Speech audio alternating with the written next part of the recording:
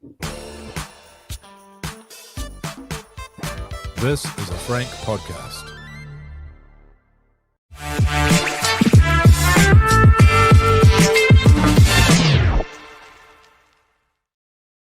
This Warriors Life Podcast 2026, episode 9. Brad and Will live with you for another Teamless Tuesday. Fonzie waiting in the green room, getting all psyched up. Brought to you by Kingz Container Crew, of course, our beloved supporters. The best container crew outfit on the planet, just quietly as well. Remember when we tried to go with that other container crew mob to save a few bucks, Brad, and it just totally backfired. So never again. Kingz that was before we knew the Kingz crew as well. Yeah, of course. During the relationship. It was prior to the relationship. But yeah, what a nightmare. Useless. Oh, God, still, yeah. So get pangs of regret about that one. But Kingz Container Crew, you'll be stoked you went with them throughout Australia and New Zealand, devanning specialists, and you head to kingzcontainercrew.com to get their services or the Work With Us tab if you want to gig on their team. Also, PlaceMakers, recently on board. There you go. Yeah. Experts in trade, New Zealand since 1981. Best trade range in the country.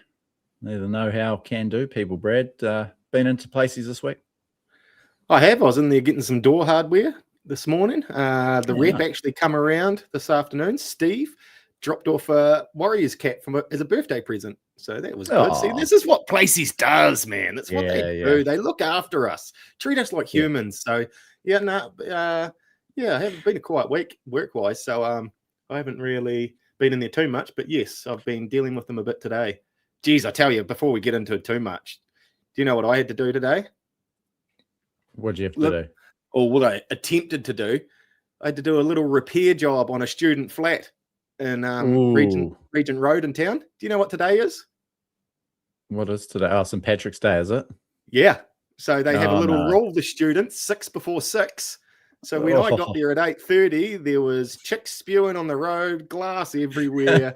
Like no parks, just thousands of green students littered, drum and bass fanging out of every flat. So I just said to Trace, you know what? We don't need this $100 that bad. So we just packed it up. We'll have another go tomorrow. Should be pretty quiet tomorrow, though, I'm picking. Yeah. You'll have your free run of the place. Might be a bit stinky, but you're off to Japan on Friday too, Brad. So you're getting geared up for that, trying to tie up some loose ends. Yeah, exactly. And work is all of a sudden got very, very busy today. 2 lots of house plans to price and a job of house lot of doors. So there's a bit going on before we can even step on a plane. But Japan. We arrive in Japan early Saturday morning. So let the good times roll.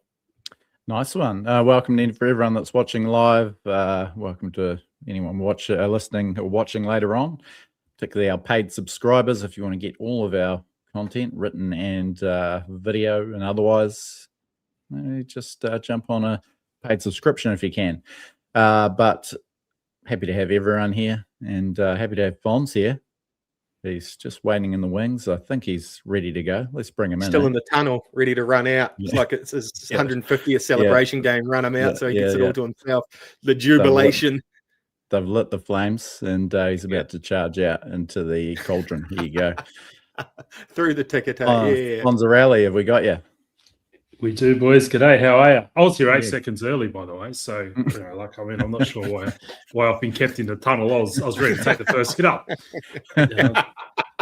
Off the back fence, Fonz. Yeah. You're our impact man, and good to have you back, Fonz.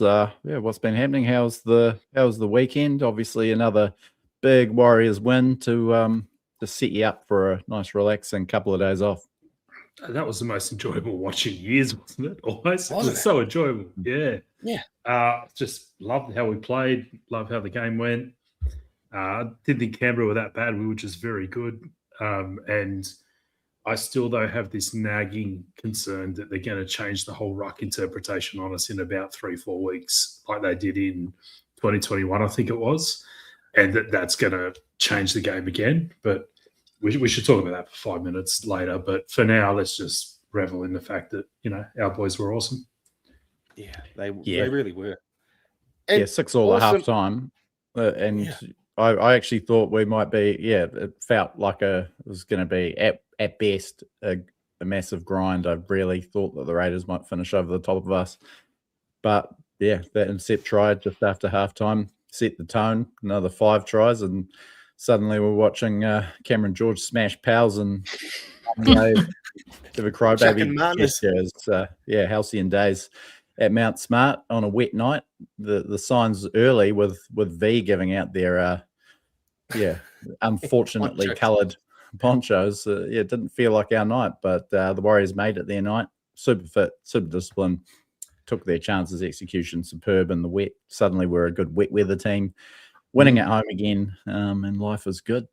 Brad, how did you bring this one in?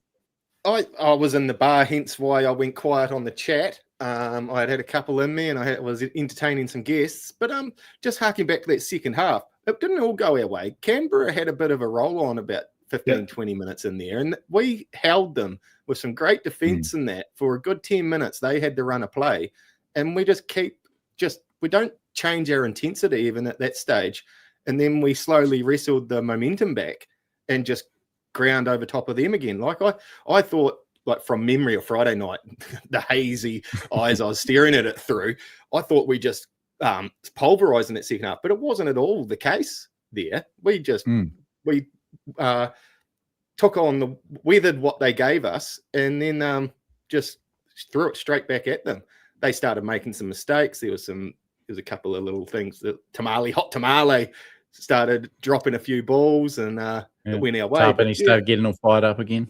But no, it was a good point. They did, and they seemed to have the better of the arm wrestle for a bit there as well, and they did finish with a better average set distance. Obviously, Warriors dominated possession, more disciplined with the ball completion wise, but just like a dog with a bone. The Warriors, superb goal line defense, and hold them scoreless for the last 75 minutes or so. A pretty awesome achievement with the team boasting the Raiders' firepower. And suddenly we're 2-0 for, what is that? The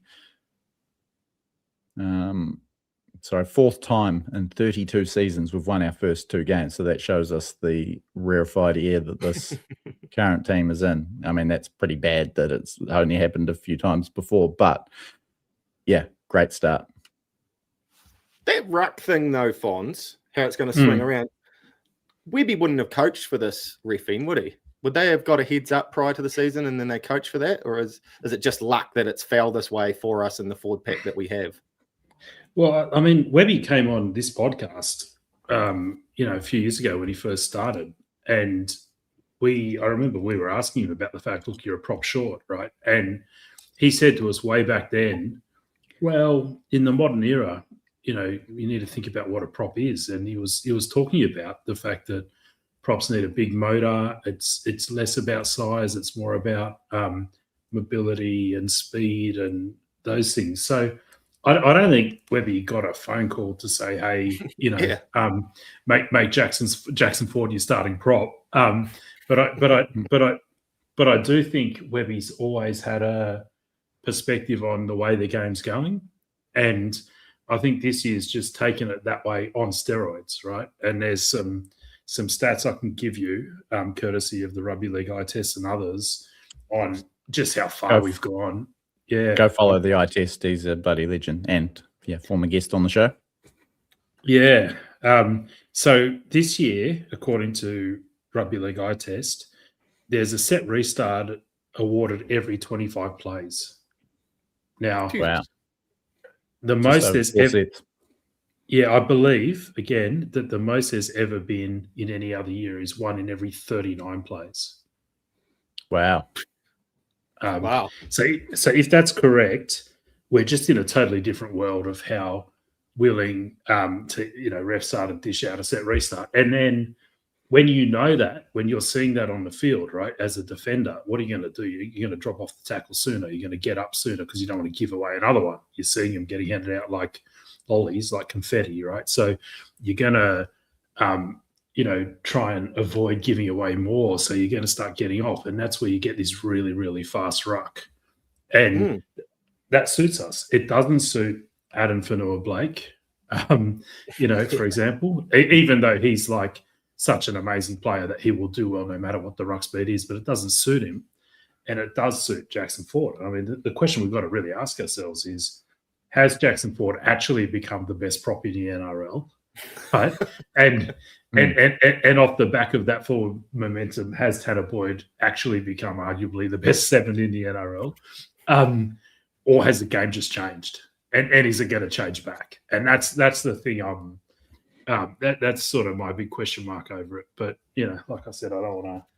And only time will tell on that, won't it? Round 10, we'll probably know a bit more. Jackson Ford's got to have the biggest motor in the comp at the moment, or the whole team. How fit are these guys at the moment?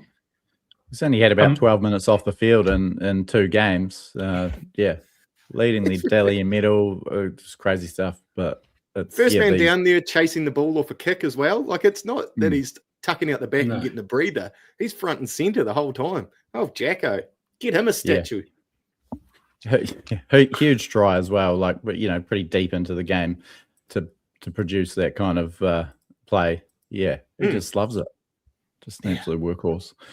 So great time to be a Warriors fan. Hopefully long may it continue.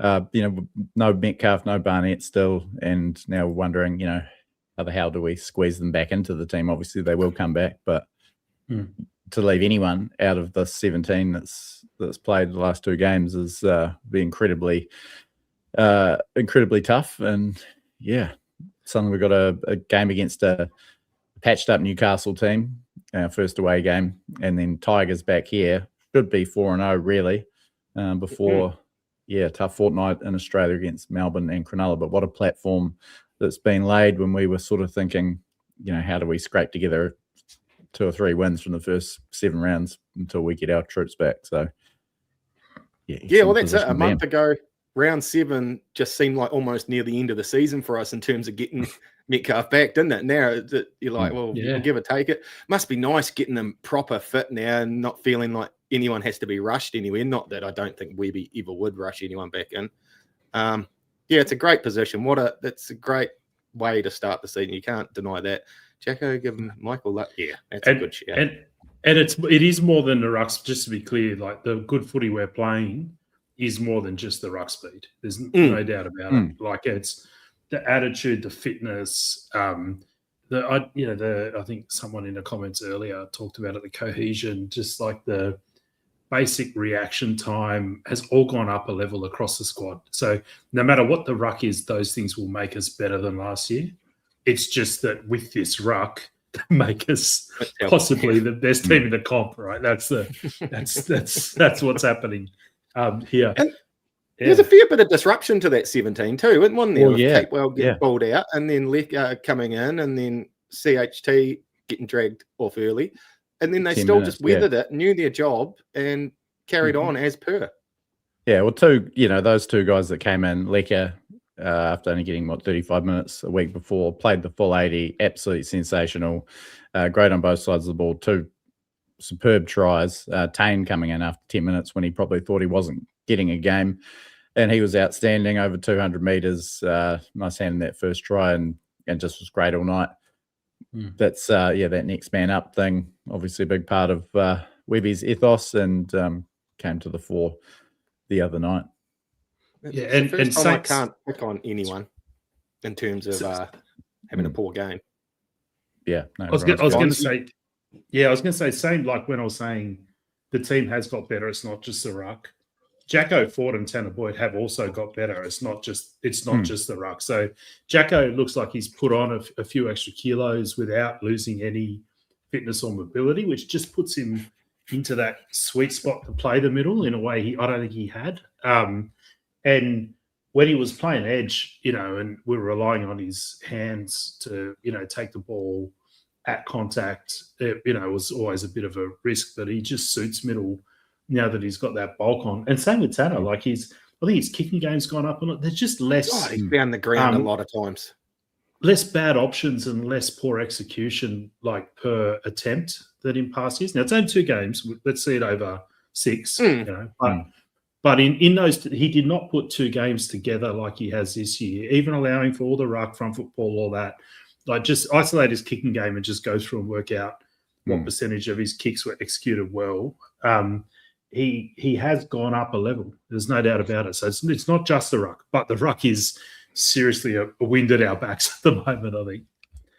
Yeah, well, just on board, he's so decisive, playing very direct, which is his game, but his execution, his option taking has been great. It's great to see the Warriors, score tries from kicks. The best teams score tries from kicks, and I think last year that was still a bit of a drawback. We're a bit vanilla when it came to our attacking kicks, and we weren't really making the most of that. But man, have they, and taking great tries, not relying on opposition mistakes. It just seems like something they've trained for. Dallin, a great try again the other night, Roger in round one. And it's great to see them taking. I don't think we've been camped at the opposition line all game, which is what you sort of usually see if you're racking up 40-point score lines. But just taking so many of the opportunities. Both games so far, the other team made more line breaks than us as well. But I think that's probably Fonz is at a nod to our scramble D that we're able to sort of recover from those sort of things. Well, because if you look at the stats for the game, they don't look remotely like a 40 to Besides possession, but that's probably the only thing really. Exactly. Besides possession, and again, back to that first conversation that Webby really did long form in public, which was on this podcast. He basically said on that, possession is the number one thing, right? We talked for like 5 minutes just about possession. Yeah. And so he's always identified that as the key thing. And, he's not the only one. But, so it's really upending a lot of what you understand from stats and what you understand from what you watch, because like you look at some of the players with, I think our halves have a lot of ineffective tackles, right? But we didn't leak any points. So how do you explain those two things? Well, it's the scramble coming across. The ineffective tackle is deliberate. It's about pressuring a player to push a pass, and the scramble cleans it up. Do you know what I mean? So it's getting harder and harder to use basic metrics to analyze games. Like I can tell you now, when I started Fonzie Talks Warriors back in 2019, I had a pretty good mental model of how stats and games worked. I had a pretty good understanding that, especially with forwards, certain stats would tell you whether a forward play well, and a certain combination of them. They don't hold true anymore. The same metrics I used to use to look at whether a forward had a good game, I'll get to the end of a game now, go look at the stats, and I'll be, that forward had a good game. The stats don't tell me he had a good game in the same way they used to, So the game's changed a lot, and it is much more about the eye test now, or different stats or advanced stats, But so I think at the moment, like I said, the key thing is just, can you hold the pill, not give away six agains, but also can you hold on as long as you possibly can without giving away a six again? Because it's easy to not give away six agains if you drop off the tackle early, right? But that'll kill you. That'll kill you just as much as a six again will. So you've got to hit that sweet spot. It's very hard. No, they're very good at listening to the ref, I thought. Like when the ref would call one player off, they were up and gone, but they wouldn't move until they heard a ref. That's like they're lying there waiting for the instruction from the ref and then popping up. I took notice of that. And even I seen Fisher Harris, Venom, me and Tracy are calling him now. It's like that, that movie Venom. Like he's just a monster, and you get in his face, and I dare you to take me on, or else I'll turn and bite your head off.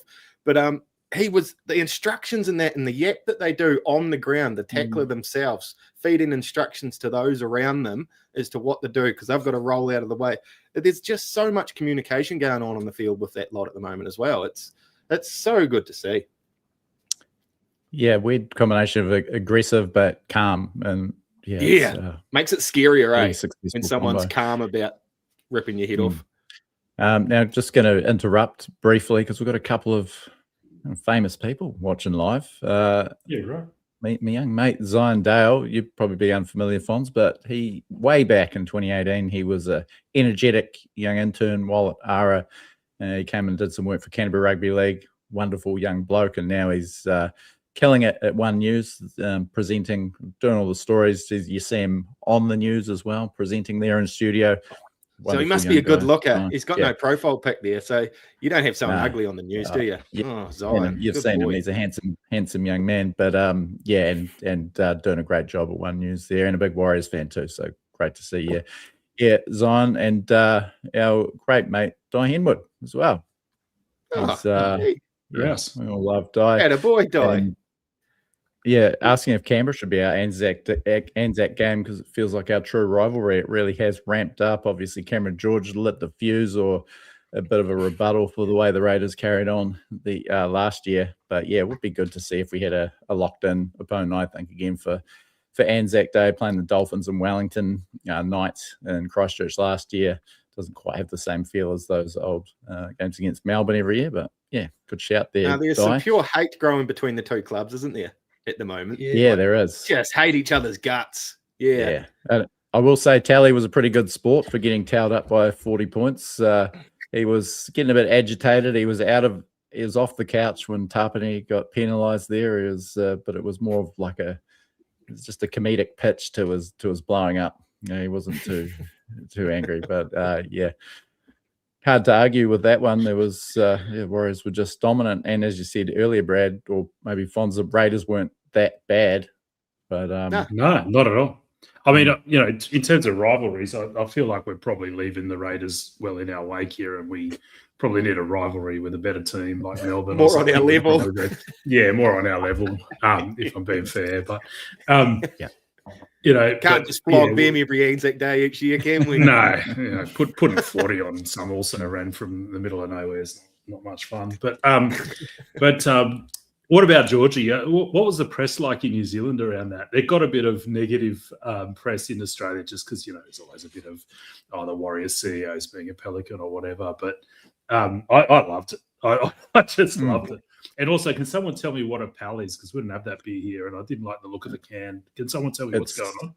It's a giant in the Alco Pop or game, I guess, vodka based. Right. So it's not a beer. Okay. It's not a beer. No. So watching his calories, but I thought it was awesome, and I did wonder what it would be like, but I think the coverage here has been generally very positive and pretty harmless. I mean, it's great to see a bit of personality in rugby league, and wearing his heart on his sleeve, as he said the next day with our friends at Sport Nation. He loves the club. I think we've seen that over the years, and he's getting stuck in a few pals deep, and anything can happen, but no harm done. Just like confidence for the next time we play them. You may not have caught that bit on any sort of news outlet over there, Fonz, but he didn't realise he had even been snapped on the camera until he went into the changing rooms, and all the boys were up him and going, and he felt like, oh shit, maybe I sort of maintained a little bit better. But it's good to know that he that's how much he wants this team to win. Whatever happened to Robbo? Where's his head been lately? He's been very quiet since the tumultuous days of 2022 and getting in dust ups with Matt Lodge. But no, I think maybe given but sort of saw the sense in staying out of the limelight. But obviously wonderful rugby league man and supporter of the club. Nothing that is happening now happens without Mark Robson or Tex dipping into their pockets. So great stuff. I'd let Robbo date my best mate's sister now, compared to those days. Best mate's sister.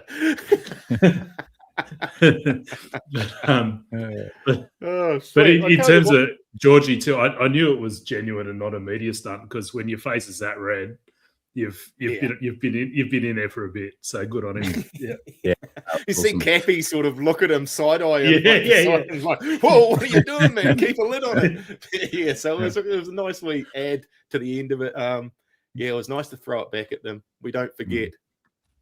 Tally's wading into the chat here. He's still a little bit waspy about the loss.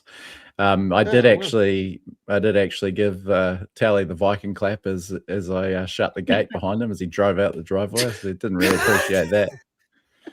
How was that when that went up around the ground as well? Warriors. Well, Yeah. Well, if you're going to have such an obnoxious tradition, then you're going to, you just line yourself up to have it thrown back in your face. But yeah, no, Oh, that's good a team sport for full of Raiders. hotheads, isn't it? That Horsburgh. Geez, my wife hates Corey Horsburgh. She can't even look at him. Just the words that come out of her mouth. They've just got so many hotheads that are going to let them down with these rule changes, isn't it? They're just, it's out of it. Poor old, I almost felt sorry for Tarpany in the interview after the game. Because the interviewer pretty much told them how they hate him this side, and your dad's here watching the game, and he goes, I just try and play with him, bit of mongrel, and it gets blown out. I love the way Tarpany plays. Yeah. So do I. Yeah, so do I. Can't wait for the World Cup at the end of the year if him and Fish paired up. Yeah, 100%. I'm only 5 minutes away from Teamless Tuesday, so maybe a little bit of a prediction, boys. Playing a Newcastle team that will be missing Ponga and Dylan Brown. Obviously a huge leg up, and see how they slot in. Fletcher Sharp's going to be back. They might have to slot him in at 5'8", just out of lack of options with Fletcher Hunt at fullback maybe. But the Warriors, a couple injury concerns. Have we heard that Capewell, I'm assuming CHT category 1 definitely out. Capewell probably out with that calf 6 weeks. injury.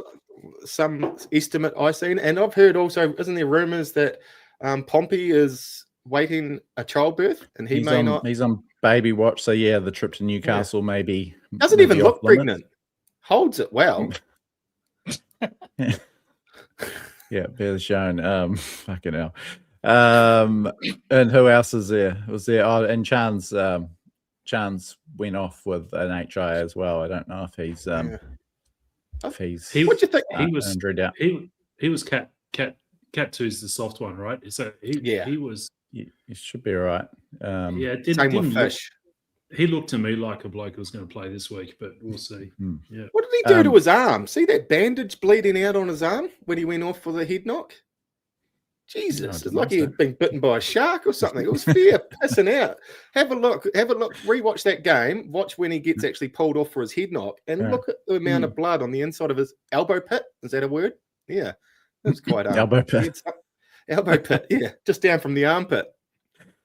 So obviously Chanel's out. And assuming Chance is fit, will they run with Chance at 6 and Tuapiki fullback? Fonz, there's been a bit of chat about Hansen coming in. I really can't see see that happening or justified either.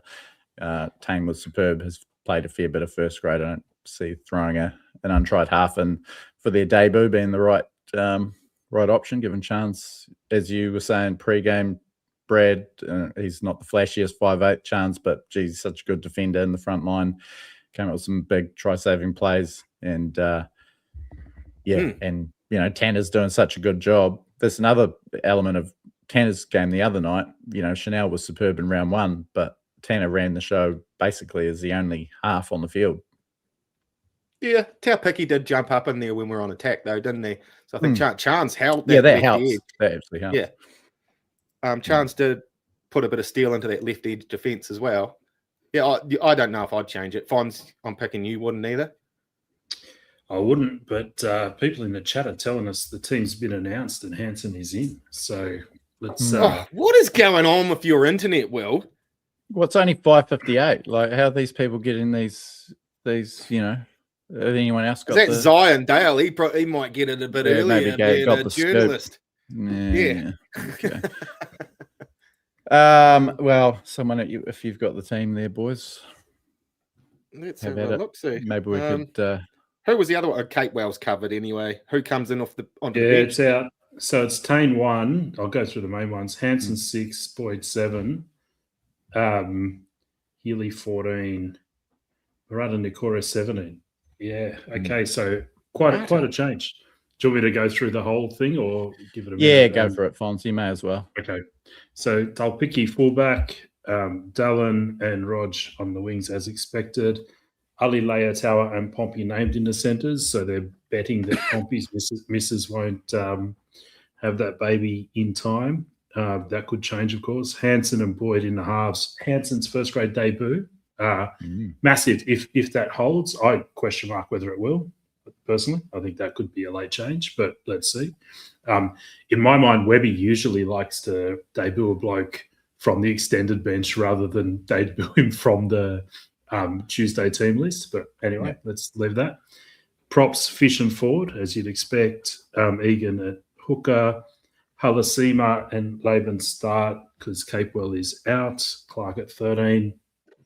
Healy 14 by Mulga, Stour Smith, and Nukore into the 17 jersey. I'm just trying to think who was 17 last week. So that they had Tane. Gannon came Right. in as a late. As a late. Didn't play. Tane being the added player. And Gannon's 18. No 19th man names at this point, which is unusual. Whoa. See who's wearing jersey 23 though, Fonz. We've been through this. They don't name in that number 19 because of that's been retired for the Mad Butcher. Who else? But weirdly, on the thing, it doesn't show the person in that slot, if you know what I mean. Like it does. No, there's no one even named. Yeah. So there's a spot. Okay. So Barney named at number 23. Potentially Barnett, a late call-up, which would cause a reshuffle in the forwards at least. Extended bench, Khan Pereira, Jeremiah Toeva, and Jack Cleary. Lurking out there. So, a couple of options. That's interesting. So do you reckon they've kept that empty for Barney just to slip into? Or shuffle Murata and Gannon down and he go into the 17? Well, effectively, he's in the... Well, yeah, it's hard to know who's 19 because they should have to name someone in the 19. Looking at, I think it's maybe just a formatting cock up from the NRL.com team because every other team only has 3 reserves. We've got 4, so one of those players will be bumped up to that 6-man bench. And I don't know, who it is. Might be Pereira if Pompey is. Well, if he's named a number 20, it should be Pereira. But anything can happen with particularly with those players and more versatility from the likes of Idemir Taiva and Barnett. Obviously, if he's ready to go, it's sort of unusual for a smoke screen to be thrown up. But if he's in, it's either Stour Smith or Nukore, I guess that drops out of the 17.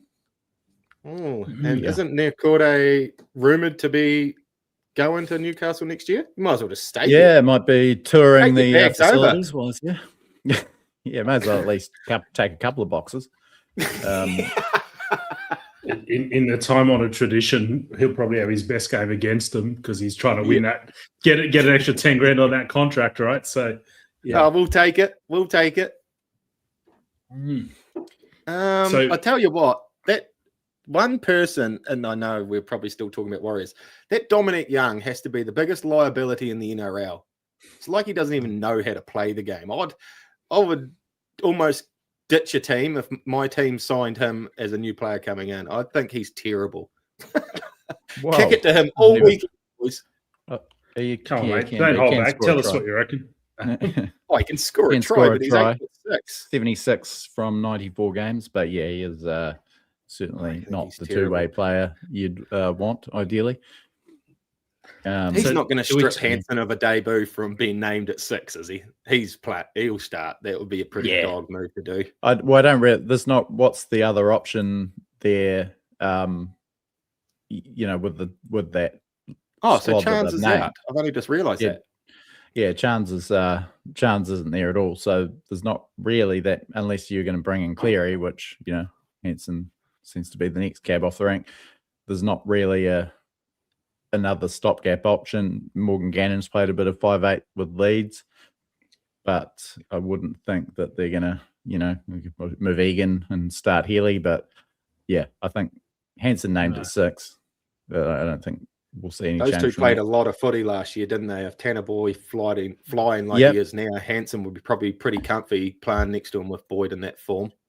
Well, they probably played 15 games straight together when it was Metcalf and Harris DeVita didn't held those spots until Metcalf went down. So, pretty familiar with each other's games. Came back and won a New South Wales Cup Grand Final, just state championship together. So, it's a good shout, Brad. just reading the injury report on the Warriors website. So, yeah, confirmed CHT and NCNK are out. Both will be available next week, as you'd expect. Kate Wells round 6. Interestingly, Barnett's been selected. There's no commentary on whether he's at risk. Just that it just says he moves closer to a possible return. So, okay, all right. I think that, yeah, go on. I was just going to say, you'd think it might be Stowers Smith that would be the player to drop out off that bench if Barnett comes back in, just because Newcastle is the only second row cover named in the 17. Obviously, Vaimonga can probably shift to an edge at a pinch, but was he playing there a bit? Who's been playing better at the moment out of Vaimonga and Smith, though? Well, I think Vaimonga did. I think, Will, you're right. He did play there briefly, but that was because they had to give Laban a rest, and they couldn't follow their normal protocol with Capewell injured. So I think you're right. I think it'll be Tanner who comes off, not because his form, has he's been great. Yeah, over 100 meters both games. Both of them did on Friday night. Newcastle did look quite good in New South Wales Cup in his comeback, but was playing as a prop, I think. Yeah. I'd like to give Laban his dues too. Didn't he have a solid game? Yeah. No fancy start. He just digs in and gets the work done. He's I really like what Harry went about his work in the weekend. What do you think about these Knights, boys? They're not looking ugly this year. Yeah, we'll run through that team. So it is Fletcher Hunt at fullback, Dom Young, Brad's favourite player, and Greg Marzio on the wings, Dane Gagai, Brad Mbesa. Plenty of striking that three-quarter line. Fletcher Sharp back to replace Dylan Brown at 6. Sandon Smith, halfback. Pack, Jacob Saifidi, Phoenix Crossland, Trey Mooney, Dylan Lucas, Jermaine McEwen, and Tyson Frizzell. And a pretty low-profile bench: Thomas Kent, Matt Croker, Pasami Solo, and Francis Manu Leilua. Warriors Junior. Yeah. Is he? Really? Is he? Has he played? Has he been playing? Had big raps on him about under 16s left. Haven't heard much since, but yeah, he was highly touted, at a junior level, very junior level. Yeah, so he and Kent were shuffled out of the bench that got to play against Manly by those injuries. Tyson Gamble and Harrison Graham, who came on, had a good game against Manly after those injuries at hooker. How are you feeling about this team now? I mean, they went 2-0. I thought they were really good to just keep Manly at bay after building that big lead without their two sort of spearheads, and Sharp out of the team too. But Manly certainly awful. Changes. Yeah, they were horrific. Awful. Steve-Bold must be winning the race for the first coach to get the sack. Him and Payton are doing their best to get it happening. But Manly were awful in the weekend. Yeah, they were. But nevertheless, big win, 2-0. But certainly a different complexion to this game with no Ponga and no Brown. What do you reckon, boys? Should we be telling them? That Fletcher Sharp's a gun. I think I really like him as a player, and even that Fletcher Hunt when he come on for Ponga, he knows how to run hard as well. I think they're still not just as dangerous, but I don't think they've lost a hell of a lot. All the way, good team. 3 weeks ago, if you ask the average NRL fan, what's a better halves combo, Fletcher Sharp, Sandon Smith, or Luke Hanson, Tanner Boyd, they're going to say Fletcher Sharp, Sandon Smith. I honestly, true. I reckon they are. I don't think they're better, but I reckon the average fan would have said that before they'd seen what Tanner's done this year. Then you got Fletcher Hunt and Tane, who are, similar levels. I mean, I think that in the spine, the place we got a clear. I think Tanner's a clear standout with his kicking game, and Wade Egan's just a clear standout with his control of the ruck, which is all important these days. Sorry, I got knocked off by Persia. They just rolled across. I'm going to read it out for anyone that's listening to this on audio later on. Diane would have said, I met a guy whose missus got hit on by Chris Gale. He speaks the same way about Gale that Brad does about Dong Yum. Dong Yum. Um, That'll do, mate. So I suppose it's but when you look at the pack and the bench, you got to think on anything that's been shown this year. Our pack should again easily win the ruck, and we should off the back of that easily beat this team. I think that should be the case. So I think Manly.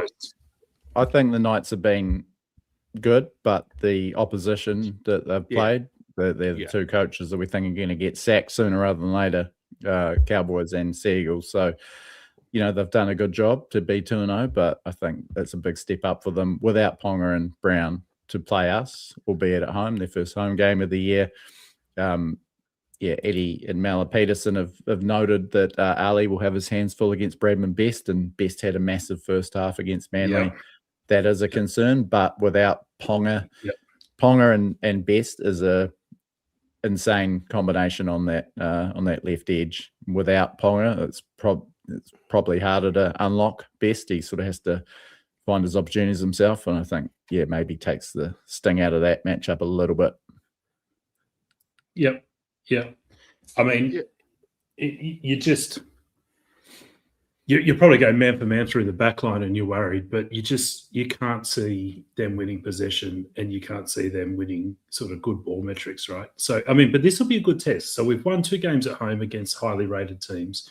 We have been known to get a little overconfident in past years, especially some of the younger boys. Can you get up for a third week with the travel and all the rest of it? So it is a bit of a untested thing for this squad, but nothing I've seen from this squad suggests to me they're going to lose focus. They've been hyper-focused. They've been excellent. Yeah. So I see no reason not to go Warriors 13+ in this. Yeah, I'm there with you, I think. They've shown me no reason to be nervous about playing against the Newcastle Knights this weekend. And you highlight a great point, Will. Cowboys and Manly.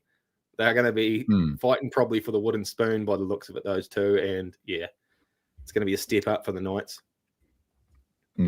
Jason Short has just said Warriors have dropped a video on their socials talking about Hansen with all the Andrew Webster, Taintua Piki, Mitch Barnett, Chanel about his debut. So of course they're not going to yank that one from out from under him. No, and when I said that might happen, I didn't know Chance was ruled out. Chance. Yeah. If he's ruled out, it's not going to happen. You're 100% right. Yeah. Oh well, I look forward to this one. Hopefully it's a dry game, Arvo game, Newcastle. Yeah. Maybe you haven't done the Newcastle weather report, Brad? No, I haven't done the Newcastle. Sorry, I've been hyper focused myself on the Tokyo weather, so I haven't looked at that dinner around Tokyo. I've been sort of concentrating on at the moment. I can tell you, Sydney's got 3 days of rain rolling through tonight. I don't know. Newcastle's about 150k away, so I'm not sure if it'll hit there.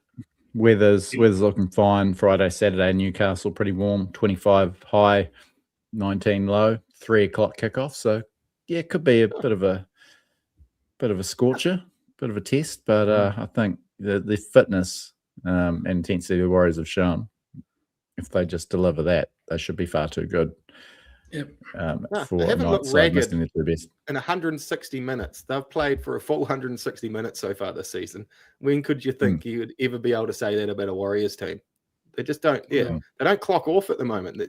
Webby's got these guys mentally, I think, where he's been trying to get them for a couple of 3 seasons now, and it's starting to pay off. These guys don't expect anything less. It's pretty rad. Pretty rad. I'm sitting here today. PlaceMakers again. Shout out PlaceMakers. The rep was here. He's a full rugby man in that. He's in the garage here talking 20 minutes about the Warriors today. Like just into it and just talking the same thing. He's likening them to the All Blacks of 15 years ago. Remember the All Blacks teams could stay with the All Blacks for 60 minutes, but then that last 20, they'd just run out of puff, and that's when they just put 30 on them. And I hope this is the season where the Warriors do that. Where do I put the tattoo? Do I go on my neck? Is that tattoo? Melbourne and Penrith have been doing that to us for a decade, right? We hold them for 50 and then get blown away. Yeah. If we're one of those teams now, then, geez, man, hold on. I want to play Penrith all of a sudden. Usually I'll be like sort of regretting, Yeah. oh no, it's coming up. But I want to play them now. I want to see if we can actually make them look like fools. Who's the Well, ref? Will? Do we know who the ref is? Do they name that with the? I don't know if I should had do. that at the bottom. While I'm you glad do Holbrook's that, getting- I'm looking up how many 6 agains each ref awards per game, so I can tell you how fast the ruck's going to be. Nah, it's not saying. Um, Not saying on mine anyway. Well, we want Jared Sutton or Todd Smith because they're awarding the most 6 again. Okay, yeah, let's pray for one of those two. We have a terrible record under Sutton from memory, but yeah, maybe it's about to swing around our way. Yeah, no, excited for this one, and I think we can afford to look ahead a couple of weeks. If we can knock over or put away the Knights, take care of the Tigers at home in round 4, holy roly hey, how big is that game against the Storm in round 5 in Melbourne going to be? Holy shit, we're going to be excited. Yeah. Oh, yeah. All of a sudden, you're looking forward to these games. That's what I'm like. We're looking. You dread coming up against those sort of teams in the past. We want them there. The fans have even changed. We want bring it on. Yeah, I'd be tempted to fly down for that. If we're undefeated at that point, I'll be tempted to fly down for that game. I've never been to Melbourne's. I've been to footy in that old Telstra Dome Stadium. But I've never been to the Melbourne Stadium, so I'll be tempted. Yeah, it'll be awesome. Well, where to next, boss? Well, we've got of course, another PlaceMakers Warriors legend, Brad, and if who you wheeling out this week? Well, it's Warrior number 6, Gene Namu. He has been a maligned player at times, or he was at times, but yeah, I think the passage of time has sort of, we look on him a bit more favourably these days. He's an incumbent Test 5'8" for New Zealand when he came on board with the team. He'd had a year off. I think he spent 94 with South Sydney. He kind of got the ass from Manly. Did he? After signing with the Warriors? Yeah, Graham Lowe was out of there, and they kind of got chucked down the pecking order, and yeah, they weren't so happy that he'd signed with the Warriors. Spent 94 with South Sydney, but only got a couple of games. So pretty inexperienced first grader by the time he lobbed up with the Warriors. And yeah, I thought he was good in that 95 season. Obviously partnering Greg Alexander, then Stacey Jones burst onto the scene. Alexander went to fullback. In 96 they shuffled Namu to fullback a fair bit. So he never really got the chance to settle, but and had his moments, had his his shaky moments as well. But overall, what do we get? 81 games for the Warriors, 283 points. He was our leading point scorer in the early years of our history. Set a club record 28 points against the Cowboys in 1996, which still stands, been equaled by Ivan Cleary and James Maloney, but yeah, still in the record books for the highest individual tally in a game. And a pretty classy 5'8" on his day. Probably, wouldn't say a flat track bully, but he could, he had a great step on him, good pace, and yeah, pretty classy playmaker. 25 tests for the Kiwis 23 tests for the Kiwis, 11 tries might surprise a few people. Is a real mainstay for the Kiwis, and and just a good bloke from anything I've seen post footy. Went and finished, left midway through 99, went and finished his career in Super League with Huddersfield, and I think just gets around in Sydney as a greenskeeper. Is he a greenskeeper? I think so, yeah. He was nice to watch getting across the ground when he was on fire. He was a nice runner of the ball. He had a good gait to his running style. Yeah, he was nice and silky. I wouldn't have picked he played. That's a lot of tests for the Kiwis back in those days. Or was there more test matches? That's over a few years, 23 games back then, isn't it? Yeah, 93 debuted over in England. So, he played a little bit of first grade and pitched into the sellout at Wembley to make his debut. and represented them all the way up to the 99 Tri-Nations. So, yeah, very good Test career. Yeah, and probably somewhat of a victim of the Warriors' instability during those early years, and yes, became a bit of a fan scapegoat, but nevertheless, like most halves very do good. in tough times. Yeah, very good servant for the club, and our PlaceMakers Warriors legend for this week. Yeah, sick bowl. Hey, Yeah, well, what else? I've got a stat that I've been trying to chase down. Roger, he didn't get the line in the weekend, which would have been nice. Everyone else seemed to get over the line in his 150th, but he got that kick. Now, that's his second goal he's got for the Warriors, correct? I'll tell you. First one in 2020, apparently he got one, but I couldn't find which game or which was it his 100th game or was it another occasion? So it was in a big loss to Cronulla in 2020 during just before sort of they turned things around under Todd Payton in that 2020 season. And I'll tell you now whether it is unusual that it was that he got the kicking duties for that one. Where are we? And yes, I know it was his 85th game for the club, so I'm not sure what that was about. Maybe he was just the next best player, or maybe it was his a milestone game in his career. These are the sort of things that you should probably run past me before the show. So it's only I've just thought of it because I spent all day yesterday Googling and trying to find where the second one got. I was looking through that season where it was a dodgy shithouse season the year he got that first goal of his career. We got some first half of it. Half of it was they turned things around that second half of the year. But yeah, 169th NRL game, 85th for the Warriors. Can't find any reason milestone-wise why he would be taking the kicking duties. But if you'll bear with me for 1 second, Brad, I'll give you a stat here. So he's you off the boot, Fonz. Can you kick? Mate, I haven't swung the leg around for a while. But can you kick? Yeah, I always played sort of halves hookery type role, so I could always kick a bit. But I don't know, mate. I was no good from more than 30 out, I reckon. That's about as far as I could get it to go. Didn't quite have the timing. Neither did I. Neither did I. I could look somewhere and basically get the ball to go to that place, just as long as that place wasn't very far away. And not necessarily all the way there. That direction. Yeah. No, that's all good. That's all if they scored in the corner, you're just taking it back to the 10-meter line and just get some curve on it. He's one of 7 Warriors with a 100% goal kicking record in first grade. There's only 2 of them who have kicked more than one goal. So the one goal brigade, 1 from 1. Logan Swan, Lee Odenrine, Ryan Hoffman, I think that might have been in his 300th. Ivan Tuamavavi and Ata Hingano.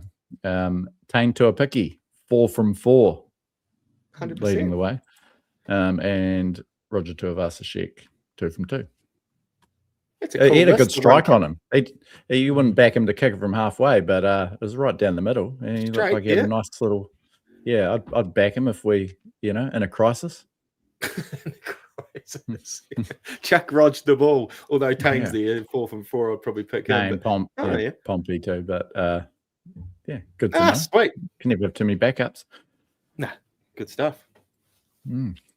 Just quickly, 3 wins from 4 lower grade games on the weekend. Good to see. The New South Wales Cup team bounced back 44-12 over the Raiders. Lofi Khan-Pereira, 2 tries and laid one on for Kalis Paul Patoko, who got a double as well.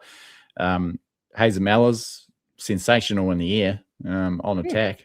Set up a try and scored one himself. But they must be doing a lot of work because, man, they've been sensational. Roger just out of nowhere as an aerial threat. Dallon's try on the weekend was brilliant. Hazen Mellors is... We're competing now, though. We used to wait for them to catch it, hit the ground, and then tackle them and pin them in the corner. But we seem to be competing in those positions this year, whereas we haven't been the last couple. Yeah, good observation there. yeah, good to see that. The Flegg boys, they're on fire. 48-28 over the Raiders. Bishop Neal, the teenager, geez, he was lurking out wide. He looked like, if you didn't know better, you'd think he was playing on the wing. But 3 line breaks from his own half. One of them to score a 60-meter solo try, which is insane, and then the other one to set up Harry Inch try. He's looking very good too, Harry Inch, and then another big sideline bust. But geez, the sky's the limit for Bishop Neal. Yeah. The SG Ball boys got a win as well. Did they? Yeah, 24-16. They beat Balmain and the Harold Matthews Cup team, the two-time defending champs, struggling for results, but only 24-22. They went down to Balmain, missed a conversion right on full time to level it. But good outing for our lower grades. 5 men's teams, boys teams we've got, and yeah, plenty of promise, plenty of depth. Good to see. Good shit. Oh wow, what do you reckon, lads? Have we done a shift? Might be time. I've got a delivery driver coming to my door now, so I'm gonna go open it. Yeah, sweet. So, what do you got? A flat pack, or is it just the missus has brought a singlet from Sheen? Or I think he's the full-time driver at Australia Post Base to do my missus's transits up to our place. So it's back to the 6 drop today. Good stuff, boys. Good stuff. I better go, boys. I'll go sort him out. Right. Good work, Fonz. Thank you very much. And we'll see you next week. Awesome. And Friday, Will, hopefully, if we can get this dialed in right, I'll be joining you for Friday beers from the dinner hour. Must be the equivalent of the Koru Lounge. Waiting for my... hope so. Yeah, so we'll get that sort of... Might Tap be a bit into later, Wi-Fi. though. I don't think I arrived there till 5 p.m, so it could be a bit later this week. But if I can get it all up and running, that's what my plan is. So, sweet. Tap into that Wi-Fi, and we'll see what we can do. But thanks to everyone that's been joining us for Friday Beers. Thanks to everyone who's been joining us in all our paid subscribers that have access to our in-game live chat on the Substack app. It's been the place to be. Plenty of good banter, some great insights, great enthusiasm, and it's really enhanced my viewing experience, and hopefully everyone else's too. Yeah, good shit. I might have to sit there this week to find out what's happening on the game, unless I can work out a way of getting it done. You'll be in Tokyo, Brad. I'll be down at the 7-Eleven smashing fried chicken, man. Sweet. Right, I'm going to go see if these kids need fed. Yeah, sweet. Oh, Brad, we won't see you on the weekly pod, I'm assuming, for a few weeks. No. Yeah, still Then we back for the Melbourne game. Couple of replacements in the waiting in the wings. But bear with us, and we'll see who that'll be. Have a great time, everyone, Brad. for tuning in. See you on Friday Beers, Brad. Everyone else. Until then, take care of yourselves and each other. Thanks for joining us. Toodles. This is a Frank podcast.